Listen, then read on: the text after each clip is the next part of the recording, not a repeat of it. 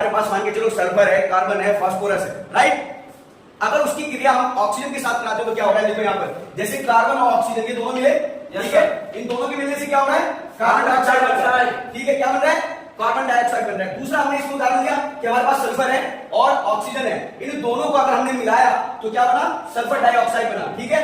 तो यानी कि क्या हुआ, उसके अलावा यानी कि ये याद रखना कि जब भी ऑक्सीजन के साथ अधातु की अभिक्रिया होती है तो डाइऑक्साइड बनता है। क्या बनता है, डाइऑक्साइड बनता है, ये आपको शॉर्टकट में याद रखना है, ठीक है।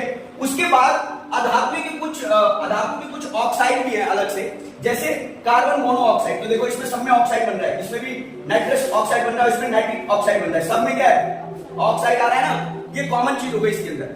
जब अब अगला इसका अगर हम देखेंगे अधातुओं के रासायनिक गुण में दूसरा जो महत्वपूर्ण पॉइंट है वो क्लोरीन के साथ जब अभिक्रिया हम अधातु की कराते हैं तब क्या इफेक्ट पड़ता है, ठीक है।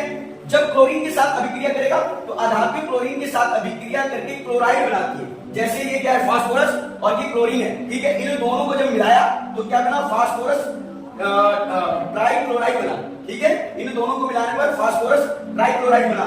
और अगर हम हाइड्रोजन और क्लोरीन को मिलाते हैं तो हाइड्रोजन क्लोराइड बनता है, ठीक है। उसका अगला तीसरा महत्वपूर्ण पॉइंट है कि जल के साथ जब अभिक्रिया करेंगे अधातु में जब जल के साथ अभिक्रिया करेंगे, फॉर एग्जांपल सल्फर या फास्फोरस, हमने इसको ले लिया, ठीक है। अगर ये मान के चलो जल के साथ अभिक्रिया करेंगे तो क्या इफेक्ट पड़ेगा, तो यहाँ पर सीधा सीधा है कि अगर अधातुओं का जल के साथ अभिक्रिया कराया जाता है तो अधातु जल के साथ अभिक्रिया नहीं करती है, महत्वपूर्ण पॉइंट है, जल के साथ इनकी कोई अभिक्रिया नहीं होती। इसका चौथा पॉइंट है, वो चौथा पॉइंट बोर्ड पे आया नहीं है, मैं बता देता हूं। जब अम्ल के साथ अधातुओं का जब हम अभिक्रिया कराते हैं तो ये ऑक्सी अम्ल बनाते हैं। क्या बनाते हैं, ऑक्सी अम्ल। अगर अधातुओं का, नंबर 5वां पॉइंट, अगर अधातुओं का यानी कि नॉन मेटल का अगर हाइड्रोजन के साथ अगर हम अभिक्रिया कराते हैं तो क्या बनता है, हाइड्राइड्स।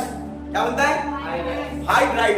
हाइड्राइड जो है उसका ये निर्माण करते हैं, ये 5वां पॉइंट था। तो ओवरऑल आपने देखा कि हमारे पास अधातुओं की संख्या कुल मिला के 22 है, जिसमें से एक द्रव की अवस्था में पाया जाता है, 11 जो है गैसीय अवस्था में होते हैं और बाकी जो शेष बचे वो किस अवस्था में, ठोस अवस्था